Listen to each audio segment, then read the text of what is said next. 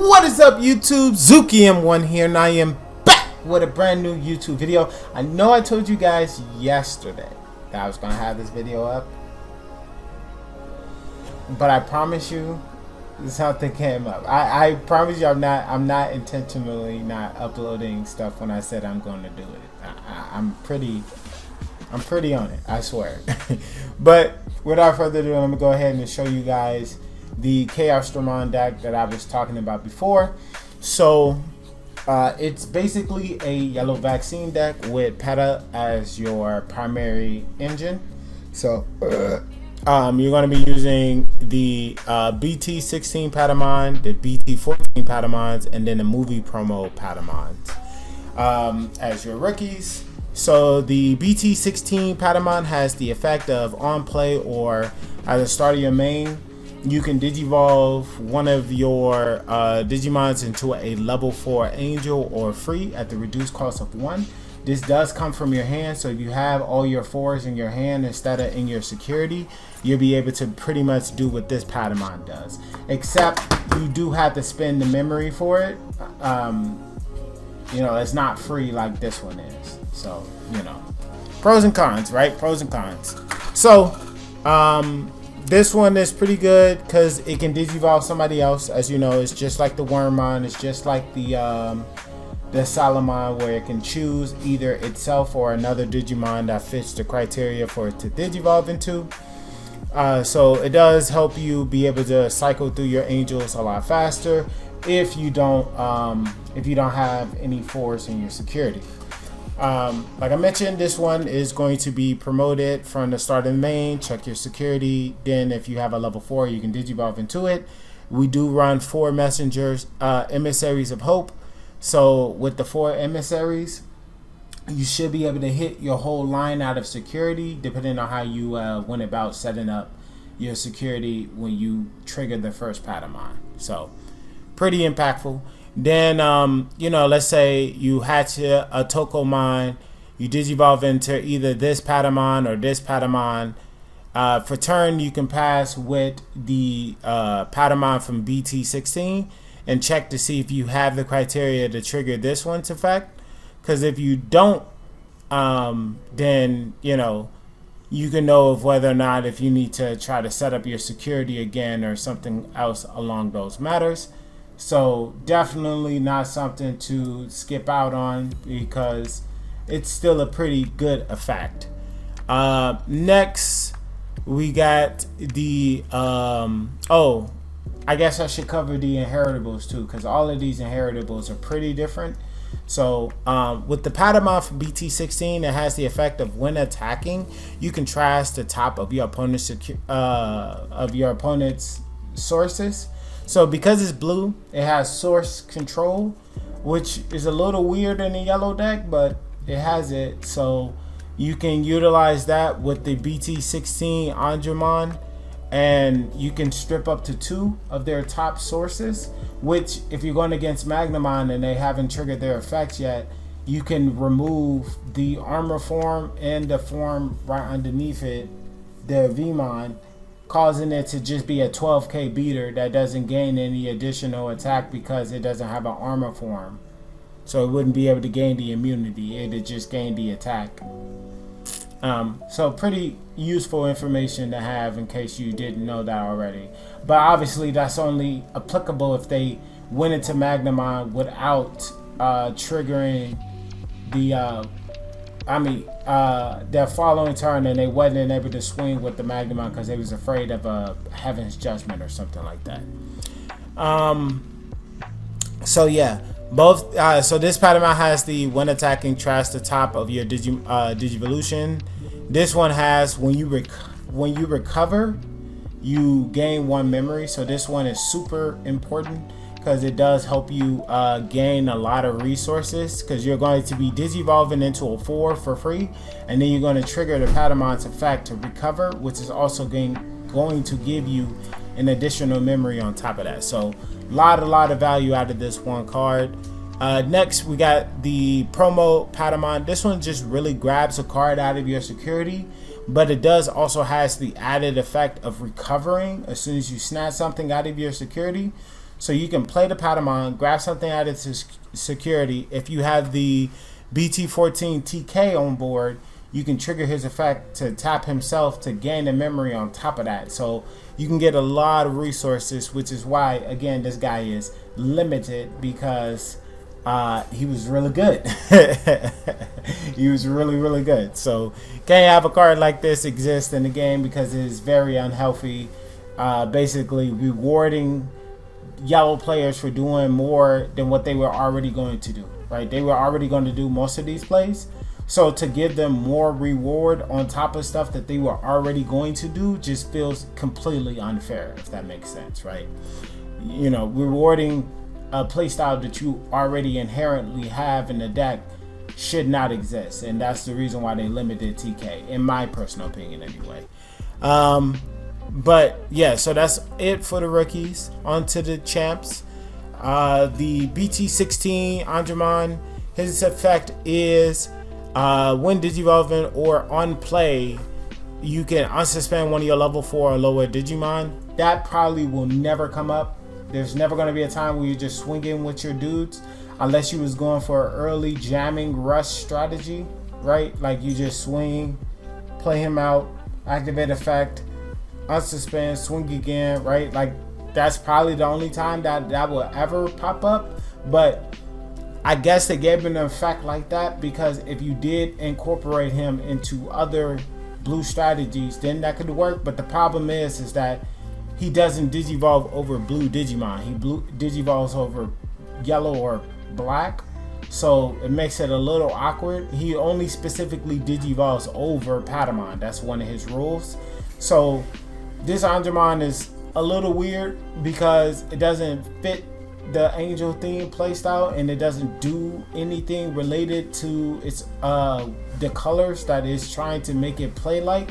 So I don't really understand what the identity of this card is. Really, we just use this as a additional Andromon. You could even use some of the other Andromons. I just like his inheritable in that he comes as a blocker. So if there's a time where I need to just have a blocker, he's just there to be able to block with. But you could also use the BT1 Andromons that cost 1 to digivolve over a yellow Digimon. That might be a little bit better.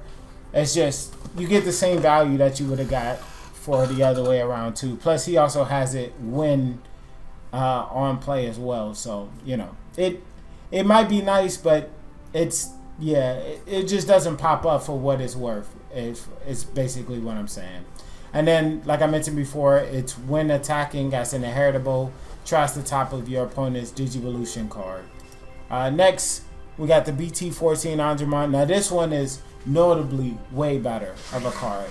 It has the effect of when attacking, you can delete this Digimon to give negative, I think, 5k? Yeah, negative 5k to an opponent's Digimon, and then on deletion you can put this card to the bottom of your security stack, and if you have a tamer, you can hatch in your breeding area. So it has a lot going on.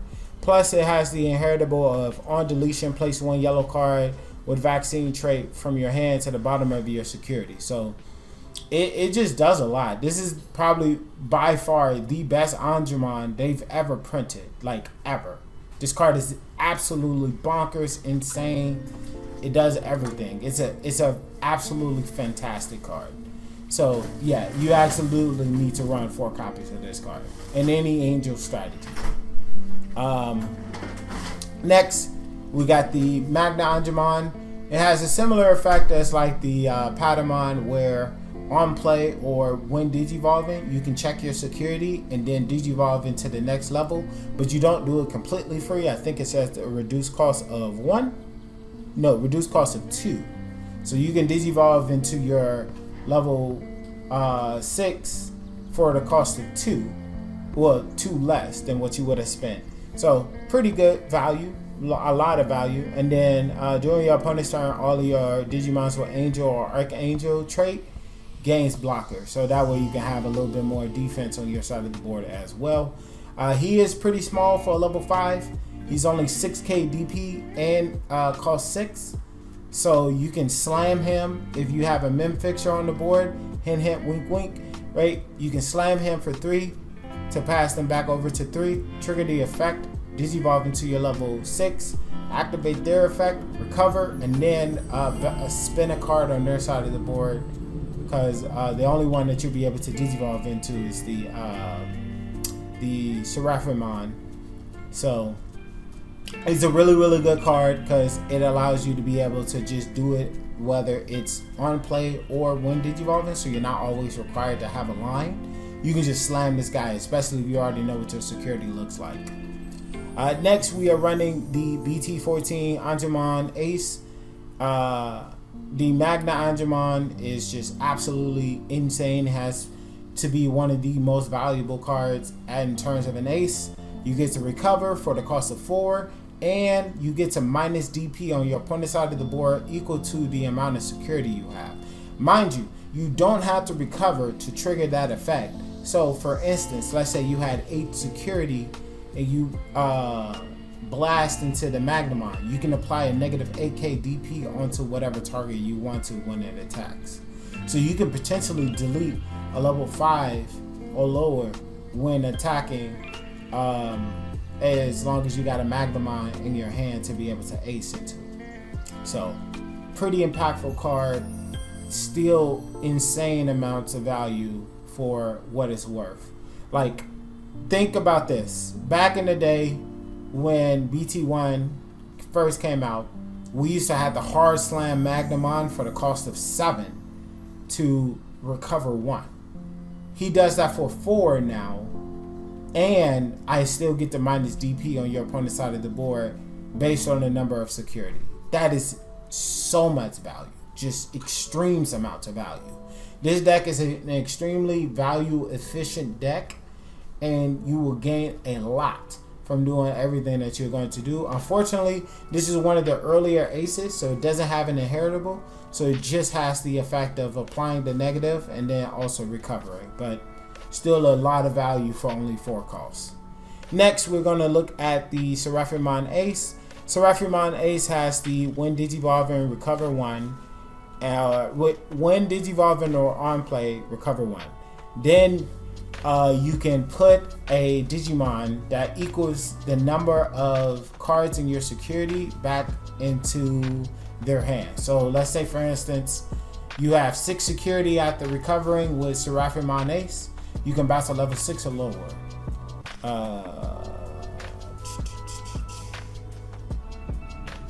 Yeah, level 6 or lower. I was just double checking to make sure that it also mentioned lowers, because the Magna Garurumon made it so you have to bounce by the level that you bounce. So if you bounce a level 6, then you have to bounce a level 6. If you bounce a level 4, then you have to bounce a level 4, if that makes sense. So he has the effect of it can get that number or lower. So if I have exactly 6, I can bounce a level 6 or anything below that. If I have 7, I can bounce a level 7 or anything below that. And obviously any more, every level is on the table for you. So an extremely valuable card, but you really run it because you can slam him for 7 if worst case scenario happens. So the same price that you would have paid for a Magnamon back in the day. And then you can digivolve into Shadow Seraphimon over it for 1. And then get the effect of whenever your opponent attacks your security, you can digivolve by 1. And then on deletion, you can minus one of your opponent's Digimon by 4k for every security that you have. So if you have 7, you're applying a negative 28k onto 1 target on your opponent's side of the board. So really, really great value, especially if you only overflow 4, because overflowing 4, relatively speaking, isn't that bad for recovering and bouncing a card in your opponent's side of the board. And then the following turn, you can go to Shadow Seraphimon.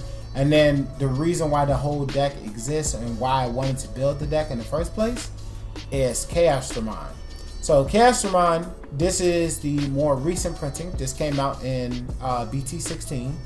it has the effect of when digivolving, if DNA digivolved, you can de-digivolve something by 3, and then after you de-digivolve something by 3, you can apply a negative 8k onto your opponent, onto one of your opponent's Digimon, and then during the end of your opponent's turn, trash the top of both of you guys' security. So the reason why you want to run him is because he has partition. So when somebody wants to get rid of him, normally they're not going to be able to overrun him because he's 15k. So what they're normally going to do is use an option like something like Heaven's Judgment or Kakai's Breath or whatever have you, right, to get rid of him. But he has partition. So when they get rid of this card, you can play out both your Seraphimon and Shadow Seraphimon to as your yellow and your black Digimon, and then from there either go into him again or do another line of play, and you get to trigger the Seraphimon on play effect of recovering and then bouncing something on their side of the board. Now this would be a little bit different if we had the Shadow Seraphimon Ace, because then both of them would be able to trigger their on play effects and be able to redo the effects all over again, which would be even more value, because the Shadow Seraphimon Ace is actually pretty cracked. It's like bonkers. So really good card, an insane amount of value, and probably one of the only reasons why you would ever want to run a card like this, because this will allow you to reuse both of those aces again. And as long as you have a chaosmon, you can just keep redoing it over and over and over again. So if they're only bouncing it back to your hand, you can just Jagras again and then trigger the on play. The when digivolving effect, the digivolve minus AK, and then just do it all over again. It's really good. Now initially when I first built the deck, I had him at 4, but 4 was a little much, because there's not going to always be a time when you have both of these on board. Now, it'd be a little different if I had the 2 aces, but because these are 2 Digimon, like one is a full Digimon, the other one is an ace, it makes it a little bit harder to pull off those types of plays. So I wouldn't recommend trying to run him at more than like 2, but obviously if you want to mess around with your ratios to find a better ratio for you to run more chaosmons, go right ahead. I just found that this is the most successful list that I've had with it so far, but obviously again, if you want to change anything, go right ahead. There's more power to you, right? Another suggestion is, if you didn't want to run this Patamon, you could run Ukomons from BT16 to search. I just like this effect because it can trigger my recovery effects, and it's also a Patamon in name, so I can digivolve over it into one of my Angemons, and I won't have any dead cards in my hand, right? So just, considering all the different options, and wanted to make sure that you guys know other alternatives you can do in case you wanted to mix and match things up. But that's it for all the Digimon. On to the Tamers. We are running the BT1 TKs. This card has seen a lot more play since the ban, since BT14 TK got limited to 1. I've always personally liked this one a lot.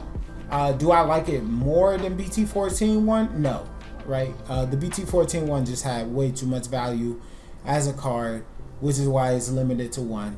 But is it good? Yes. This is an insanely good card, especially for a 4-drop. There are times where you're going to have the BT 14 Patamon that's an inheritable. You can slam him for 4, go to push them over to 1, and then recover.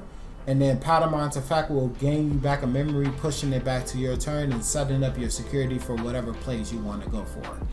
So a lot of value coming out of this card.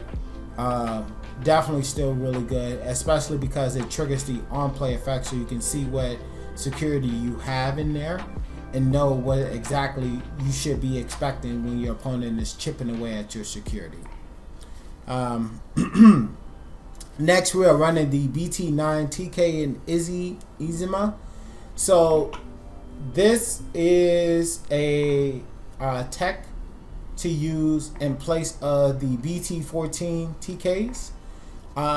It does have TK in name, so you can trigger the Emissary of Hope under it, which is essentially what I was trying to do. And I was also trying to find a tamer that can generate more memory than just 3, right? So the TK that we have right now only set you at 3. And then with the BT14 TKs, he used to push you over 3. So at the start of your turn, if you pushed up a Patamon, you can gain essentially 5 memory off that free combo, which was insane value for doing absolutely nothing but what your deck was already going to do. You see what I'm saying? So this isn't going to generate as much advantage as the BT14 TK did.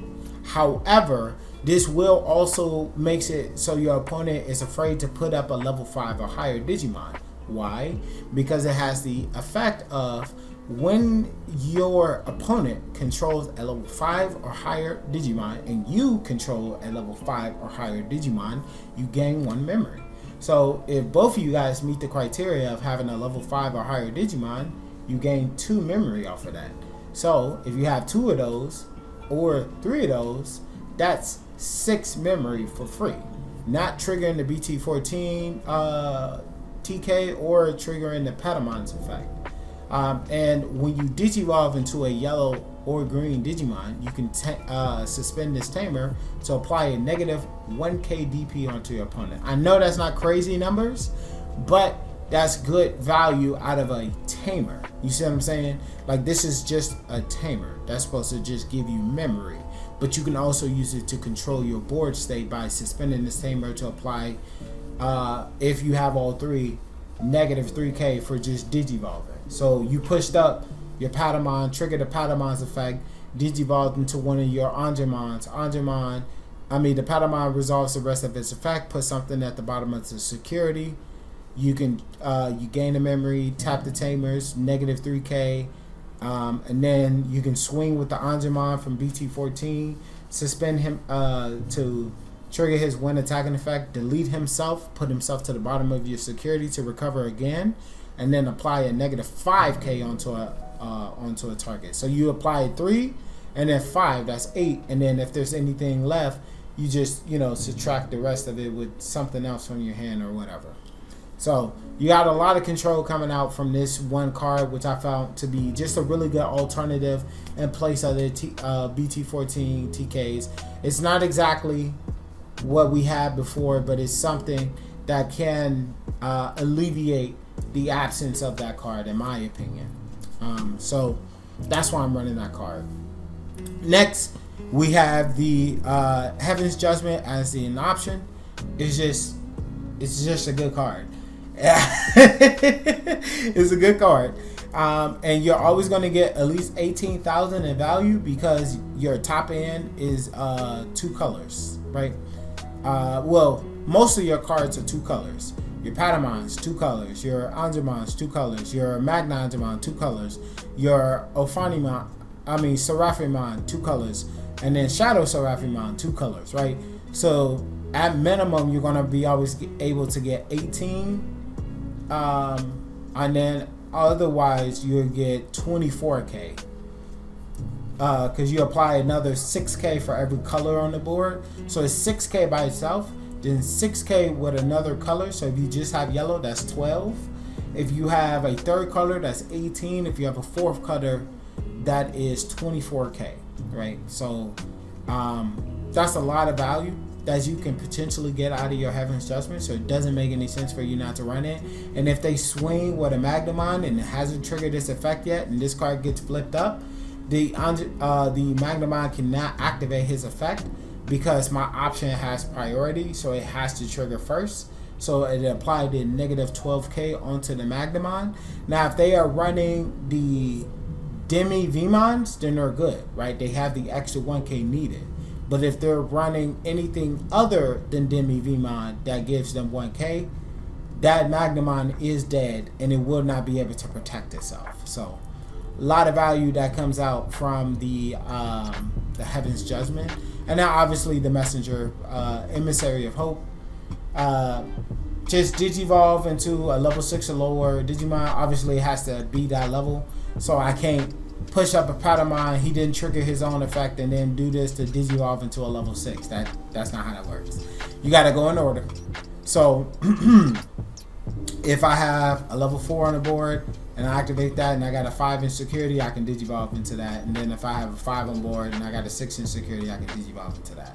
Now you cannot go into him, unfortunately, because he is a level 7.